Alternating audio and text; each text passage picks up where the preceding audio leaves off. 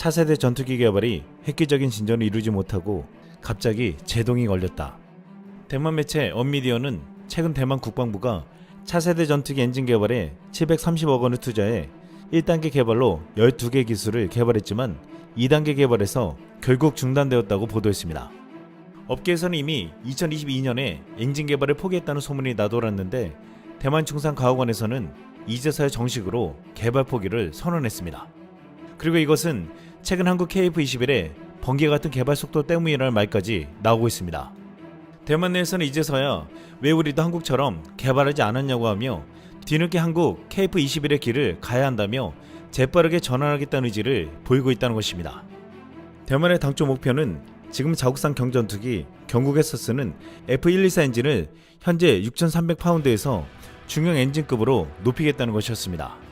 지금 KF-21에서 쓰는 F414 엔진이 최대 추력이 22,000파운드가 나오기 때문에 대만도 자신들이 이렇게 힘 좋은 중형 엔진을 만들려고 했고 여기에 3,700억 원을 쏟아부으려고 했습니다. 중형 엔진 개발의 1단계 계획은 4블레이드 터보제트 엔진을 9블레이드 엔진으로 개발하는 것으로 엔진 부분은 고온 고압, 초고속 원심력, 변형 장치가 필요하다고 했습니다. 그런데 이 기술은 매우 어렵고 대만의 기술력으로는 달성할 수 없어 획기적인 결과를 얻지 못했다고 했습니다. 이 프로젝트는 대만 공군 차세대 주력 전투기 개발 사업으로 완성되면 차세대 전투기의 추진 체계로서의 엔진 연구 개발을 프로토타입 설계 및 개발을 위한 2단계로 전환하고 다양한 평가를 위해 2029년 9대의 시제기를 동시에 생산할 계획이었습니다. 그런데 상황이 좋지 않자 2026년에 6대 시제기를 생산하도록 변경되었으나 1단계 연구 개발에서 획기적인 발전이 없고 기대했던 목표를 달성하지 못했다고 했습니다. 그러면서 대만 매체는 한국의 KF-21 개발 프로젝트는 기술적으로 성숙한 미국산 F414 엔진으로 빠르게 개발되었는데 지금까지 대만은 뭘 하고 있었냐고 따져 묻고 있습니다. 대만 차세대 전투기 개발 프로젝트 1단계에서 얻은 12개 핵심 기술은 대만 국방부 평가 결과 구체적인 실익이 없다고 평가되었고 엔진 개발은 점점 미뤄지면서 예산이 불어나 결국 중단하기로 결정되었다고 했습니다. 당장 중국의 유럽으로부터 연공을 사수해야 하는 대만으로서는 하루빨리 차세대 전투기를 개발하고픈 욕심이 있었습니다. 하지만 지금 자체 개발은 인도처럼 실패했고 뒤늦게 한국을 바라보고 있습니다. 한국이 미국산 F414 엔진으로 빠르게 개발에 성공하자 자국의 힘으로 중형 엔진을 개발하려고 했던 대만은 지금 한국을 부러워하며 한국처럼 개발을 하고 있습니다. 하지만 일각에서는 한국을 따라한 데에도 대만의 기술력으로 한국의 KF-21과 같은 전투기를 만들 수 있을지 의문을 가지고 있습니다. 이런 가운데 인도네시아 매체들은 예상 못한 보도를 내놓으며 한국산 KF-21을 적극 홍보하고 있습니다. 한국과 KF-21 공동 개발국이었지만 분담금을 내지 않고 기술 유출까지 시도한 인도네시아는 지금 KF-21의 놀라운 개발 속도를 보면서 놀라며 다른 국가 비교하는 기사를 보도하고 있습니다. 인도네시아는 아직까지도 한국이 그동안의 관계와 동남아 방산 시장을 생각해서 자신들을 쉽게 내치지 않을 것이라는 기대를 가지고 있는 것처럼 보이고 있습니다. 인도 매체 조널 자카르타는 15일 외신 한국 KF-21 보라매 전투기 생산 시작 인도가 손가락질 당했다라는 제목의 기사를 보도했습니다. 이 기사에서는 7월 10일 KF-21 보라매 첫 생산이 시작되었다고 알리며 인도의 5세대 전투기 개발 프로그램 AMCA와 비교했습니다. 매체는 인도 유라시아 타임즈의 기사를 인용해 보도했습니다. 유라시아 타임즈는 KF-21이 인도를 능가하다라며 한국 방위사업청은 KF-21 보라매가 현재 생산 초기 단계에 있으며 7월 10일 카이 공장에서 수행된다고 발표했다라고 설명했다고 했습니다. 조널 자카르타는 이 보도를 인용해 보도하면서 KF-21 보라매 생산 시작으로 인도가 충격을 받을 것이라고 누가 생각이나 했겠냐라고 말했습니다. 인도의 차세대 전투기 개발은 이런저런 이유 때문에 한국형 전투기만큼 순조롭지 못하다고 했습니다. 인도 조널 자카르타는 KF-21 보라매의 첫 생산 시작을 알리면서 한국의 제조사 카이의 조립 공장은 정확성을 위해 완전 자동화 장비를 사용한다고 했습니다. 실제 카이는 현재 KF-21 보라매 제작에 사용되는 다양한 자동 장비를 보유하고 있으며 이 자동화 장비는 조립 과정 중 좋은 결과를 얻기 위함이라고 했습니다. 한 한국 관계자는 자동화 공정을 통해 조립 공정의 정확도가 높아지고 생산 효율성이 극대화되며 시간 단축에도 기여할 것이라고 설명했다고 했습니다. 실제 KF-21의 놀라운 개발과 더불어 빠른 생산 속도까지 기대하고 있는데 이 자동화 시스템은 놀라운 속도를 내줄 것이라고 말하고 있습니다. 공교롭게도 이번에 폴란드 M346 훈련기가 추락사고가 난 바 있는데 이 기체가 대만산 엔진이 장착되어 큰 논란이 일고 있습니다. 그러면서 TOC 훈련기가 얼마나 안전한지에 대해서 재평가되고 있습니다. 폴란드 공군이 지난 7월 12일 해군 항공여단 창사 기념행사 리허설을 하고 있었는데 M346 훈련기가 비행 시연 도중 추락했습니다. 이번에 추락한 M346 훈련기는 미국 가레트사와 대만 아이텍사가 만든 F124 엔진을 사용하고 있습니다. 아직 추락 원인은 밝혀지지 않았지만 그동안 F124 엔진은 추력이 너무 낮은 문제가 있다고 했습니다. 평상시 가동률이 50% 이하였고 추락 사고까지 나면서 M346에 대한 논란이 커지고 있습니다. 폴란드 매체 디펜스24는 한때 FA50 36대 도입을 취소하고 고등훈련기는 M346으로 가자는 말이 있었는데 예상치 못한 사건이 벌어진 것입니다. 이에 지금 FA50을 최근 도입한 말레이시아에서는 한국산 훈련기가 가장 안전하다는 말을 하고 있습니다. 한 말레이시아 네티즌은 이번 추락 사고가 난 이후 각국의 고등훈련기 기존부의 소모율을 비교했는데 T50, FA50은 3%의 소모율을 보이며 5% 이상을 보인 경쟁 기종보다 안전하다며 지금까지 가장 안전한 제트기라고 말했습니다. 말레이시아는 앞으로 16기를 더 도입할 것이라고 하면서 한국산 훈련기를 선택한 데 크게 만족하고 있습니다. T50, FA50은 가장 안전한 훈련기뿐만 아니라 필리핀 공군에서는 중국과 상대할 가장 강력한 전투기로서의 유형을 자랑하고 있습니다. 지난 7월 10일 필리핀 공군의 FA50 4대가 피치블랙 2024 훈련에 참가하기 위해 호주로 날아갔습니다. FA50 피치블랙 훈련 참가는 T50 계열의 항공기가 타국에서 열리는 다국적 연합훈련에 처음으로 참가하는 것이라고 했습니다. 한때 FA50은 경전투기라 무장이 약하다고 무시당하기도 했지만 얼마 전 훈련에서 필리핀 FA50이 세계 최강의 전투기 F-21을 전투 시뮬레이션에서 격추시켰다는 소식에 위상이 높아지고 있습니다. 이에 필리핀도 FA50으로 자랑스럽게 훈련에 참가했을 것이라고 했습니다. 전세계 전투기 시장에서 이름이 없었던 한국은 미국산 전투기를 비싼 가격에 수입하고 막대한 유지 보수 비용을 줘야만 했습니다.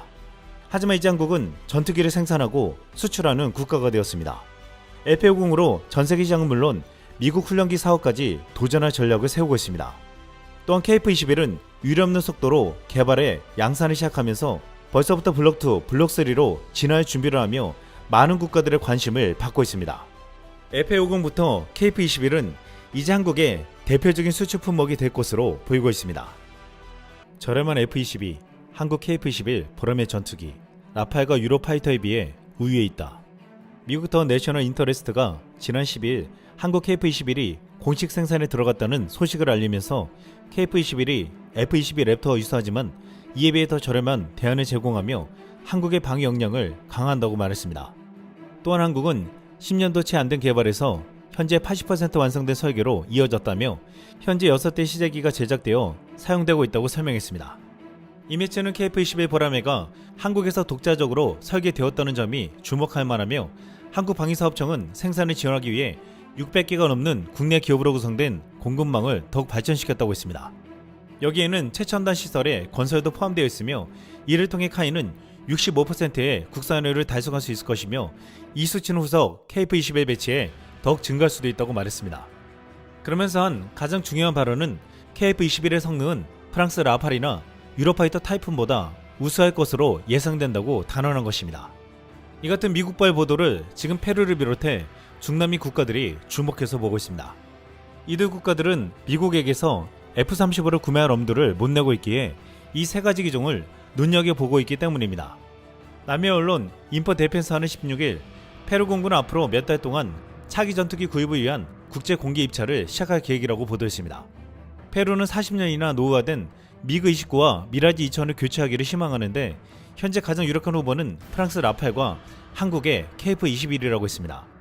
그 중에 최근 카이와 페루가 FA50 형 전투기용 부품 생산 계약을 맺었다며 이는 최종 구매 판매 계약의 일환으로 KF-21까지 확장될 수 있다고 설명했습니다. 프랑스 매체 메타 디펜스도 지난 10일 다수의 라팔이 거의 300대에 달하는 주문을 받아 놓았으며 이제 페루 공군이 라팔을 도입하려 한다고 보도했습니다. 페루 수주전에서 가장 큰 경쟁자는 한국산 KF-21로 지금 페루는 KF-21과 라팔을 저울질하고 있다고 했습니다.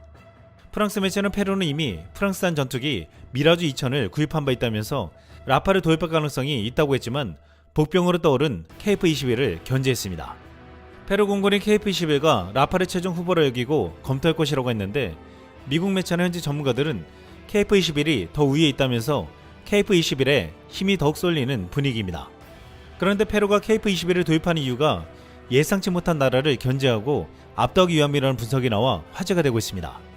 페루가 공군력을 현대화시키는 이유는 2500km에 달하는 태평양 해안선과 남미 5개국 에콰도르, 콜롬비아, 브라질, 볼리비아의 국경 약 7000km를 보호하기 위함이라고 했습니다. 특히 에콰도르는 국경 분쟁으로 20세기에 여러 번 충돌했고 긴장감이 있기 때문에 더욱 그렇다고 했습니다.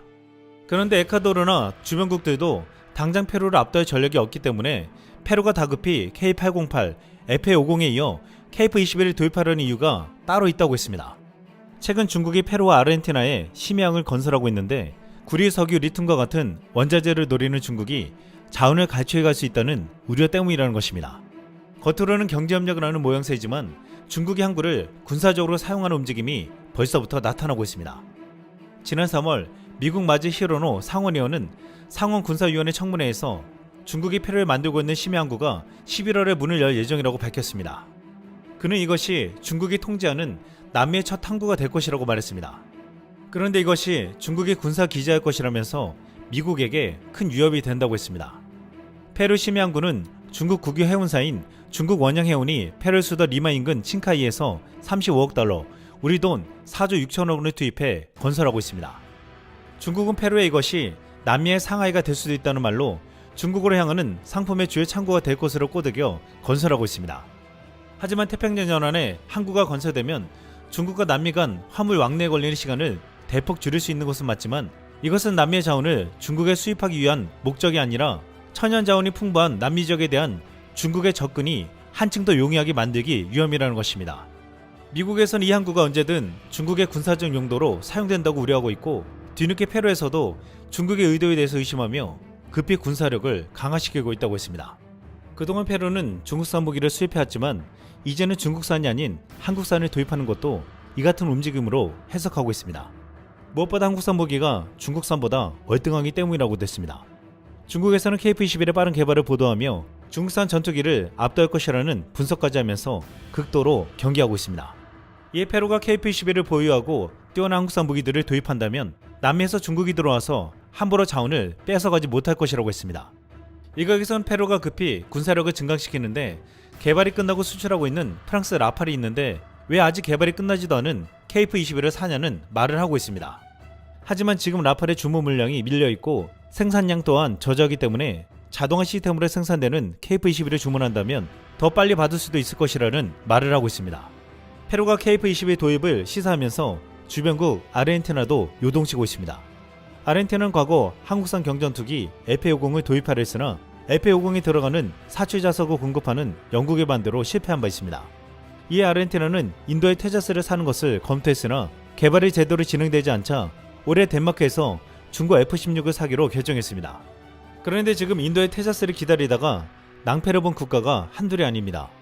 이집트, 말레이시아, 아르헨티나 등 많은 국가들이 인도의 제안에 테자스의 구입을 고려하며 기다려왔습니다.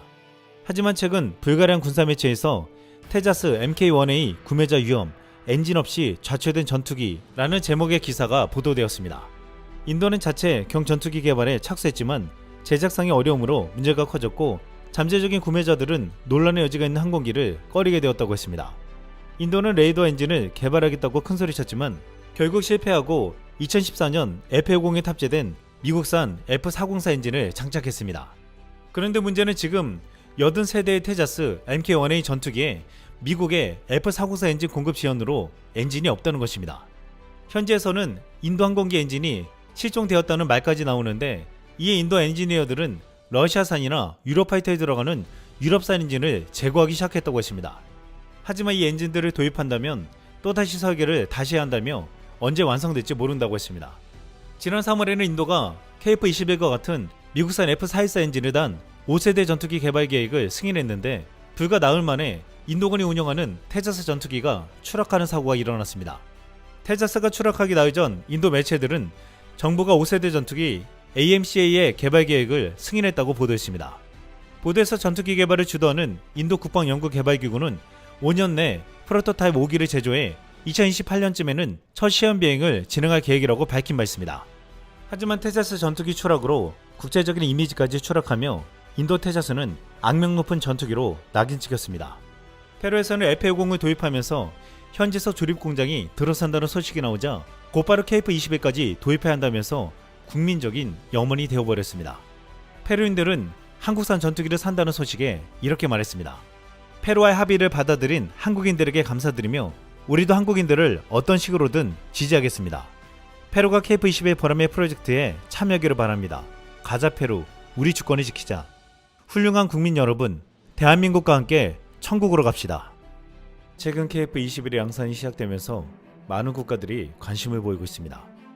F-35를 사지 못하는 나라들은 러시아나 중국산 스텔스기를 살 것이라고 했지만 지금 한국산 KF-21을 살 수 있는 옵션이 생겨나면서 글로벌 전투기 시장이 요동치고 있습니다. 러시아는 한창 전쟁 중이어서 이에 대해서 별다른 논평이 없지만 지금 중국에서는 한국산 전투기에 대해서 위협감을 느끼며 연일 보도하고 있습니다. 이 시점에서 KF-21을 살 것이라고 예상치 못한 두 개의 나라가 적극적인 행보를 보이며 러시아는 물론 중국까지 애타게 만들고 있습니다. 지난 6월 한국이 KF-21을 3가지 버전으로 개발한다고 발표했는데 이 중에 어느 국가의 요구사항을 충족시키는 수출량에 중국은 굉장히 놀라운 듯 했습니다. 지난 7월 2일 중국 텐센트에는 KF-21 여러 모델을 갖춘 하나의 전투기, 한국은 중국과 러시아보다 먼저 동남아 시장을 선점하기 위해 세계 모델을 개발하고 있다 라는 제목의 기사가 올라왔습니다. 이 기사에는 한국의 전자전 전투기 KF-21EA, 성능 개량 버전 KF-21EX, 그리고 수출형 KF-21SA를 개발하려고 한다고 했습니다. KF-21의 외관 특성은 미국 F-22 및 F-35A와 유사하다고 하면서 핵심 동력 구성은 미국산 F-414 엔진 2개로 최대 비행 속도는 마일 8에 가깝다고 설명했습니다. 이 기사에서 KF-21의 가장 큰 특징 중 하나는 성숙한 기술이 많이 사용된다는 점이라며 한국이 독자적으로 개발한 최초의 첨단 전투기이기도 하다고 말했습니다. 그러면서 한국이 군수 산업에서 갖는 큰 장점은 서방 국가로부터 선반 제품과 기술 지원을 받을 수 있는 능력이 있다고 하면서 KF-21의 1차 생산 가격은 1,000억 정도 될 수 있을 것으로 추정된다고 했습니다. 한국은 처음부터 인도네시아의 공동 개발을 하면서 수출을 고려했고 국제시장에서 다른 경쟁력 있는 국가들과 경쟁하는 데 관심을 가지고 있다고 했습니다. 이 중국 매체 기사는 다른 중국 기사와 마찬가지로 한국의 놀라운 개발과 수출 전략에 대해서 설명하면서도 마지막에는 중국다운 부정적인 의견으로 끝냈습니다. 한국이 자체 주문에 의존한다면 다른 국가들은 F-35를 구입할 것이라고 하면서 걱정할 필요가 없다고 말했습니다. 가장 대표적인 예가 이탈리아로 초기에는 항공산업이 강했지만 자금 부족으로 곧 뒤처져 결국 라펠과 F-35를 구입해야만 했다고 했습니다. 한국은 KF-21에 많은 돈을 썼기 때문에 원가를 회수하거나 수출 판매를 통해서 이익을 얻어야만 진정한 선순환에 들어갈 수 있다고 했습니다. 이 매체는 마치 한국이 이탈리아처럼 될 수도 있다고 말했습니다. 그런데 미국이 여러 조건에서 F-35 시리즈를 팔지 않는 국가들에게 아직 러시아 수호의 57과 중국 젠35에 명확한 수출 판매가 없는 상황에서 한국이 신속하게 시장을 장악하고 원래 중국과 러시아에 속했던 잠재 국가들을 점유할 수 있다면 그 돈은 중국과 러시아로 가지 않을 것이라고 했습니다. 이 기사를 보고 중국 네티즌들은 이같이 자주 섞인 반응을 보였습니다. KF-21이 중국 전투기보다 더 현대적으로 보인다. 젠35는 잠재 고객이 전혀 없습니다. 수호의 57은 사라졌습니다. 중국 31은 너무 느리다. 다 팔아버리고 우리가 개발한 기체도 팔아서 차세대를 연구해보자. 당연히 구차기만 만들 수 있다. 사실 중국산 스텔스기에 대한 수요는 거의 없는 상황이고 러시아 우크라이나 전쟁이 일어나기 전 동남아 5개국은 러시아산 수호의 57 전투기 도입을 검토했습니다. 여기에는 이미 러시아산 전투기를 운영하고 있는 베트남, 미얀마, 말레이시아 등이 포함되어 있었습니다. 이들 국가는 미국에게서 F-35를 사지 못하기에 러시아산 스텔스기를 사려고 한 것입니다. 특히 최근 한국산 F-50 경전투기를 도입한 말레이시아도 차세대 다목적 전투기로 러시아산 수호의 57을 선택할 가능성이 높다고 보도되어 왔습니다. 지난 6월 25일 말레이시아 매체 22는 제14 말레이시아 계획에 따라 러시아 스텔스 전투기 도입 가능성이 높다라는 제목으로 기사를 게재했습니다. 그런데 이 매체는 최근 5세대 전투기를 선정하는 14차 말레이시아 계획에서 뜻밖의 전투기가 등장했다고 했습니다. 바로 한국산 KF-21이었습니다. 말레이시아 정부는 갑자기 수호의 57과 한국산 KF-21을 비교해보겠다는 것이었습니다. 이 매체는 수호의 57과 KF-21 모두 경쟁에서 압도적인 우세를 보였으며 여러가지 이유로 RMAF의 전력 현대화 계획에 들어맞았다고 했습니다. 수호의 57의 경우 말레이시아는 이미 1995년 미그 29를 시작으로 러시아 항공기 운영, 서비스 및 유지 관리에 대한 광범위한 경험을 가지고 있다고 했습니다. 게다가 인프라는 이미 구축되어 있으며 러시아가 사업을 수행하는 방식에 익숙하다고 했습니다. 하지만 한국 KF-21은 LP-50 경전투기에서 논리적으로 발전한 것처럼 보였기 때문에 선도 주제가 되었으며 4대의 LP-50M의 초기 배치는 2026년 10월에 인도될 예정이라고 했습니다. 나머지 14대는 2027년 말까지 인도될 예정이며 말레이시아는 18대의 항공기에 대한 옵션을 가지고 있다고 했습니다. LP-50의 도입은 보라매를 포함하도록 쉽게 확장할 수 있는 포괄적인 유지관리, 예비품 및 지원 패키지를 수반한다고 설명했습니다.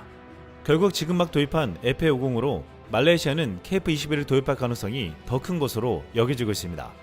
러시아산 스텔스기를 도입할 것이 가장 유력했던 말레이시아가 KF-21을 선택한다면 다른 동남아 국가들도 한국산 KF-21로 관심을 돌릴 가능성이 높다고 했습니다. 사실 동남아에서 중국산 스텔스기를 살 가능성이 그나마 있는 나라는 중국과 러시아 전투기를 모두 가지고 있는 미얀마라고 했습니다. 하지만 지금 시점에서 미얀마조차 중국산 전투기에 대해 침을 뱉고 있다고 했습니다. 미얀마는 지난 2022년 중국에서 구매한 JF-17을 기술적인 문제로 못 써서 전력에서 제외시켰습니다. 미얀마는 중국과 파키스탄이 공동 개발한 JF-17을 2016년 대당 335억 원에 16대를 구매했습니다. 공동 개발국을 제외하고는 최초로 도입한 국가였습니다. 하지만 2016년까지 6대가 도착했는데 전혀 쓰지를 못하고 있습니다.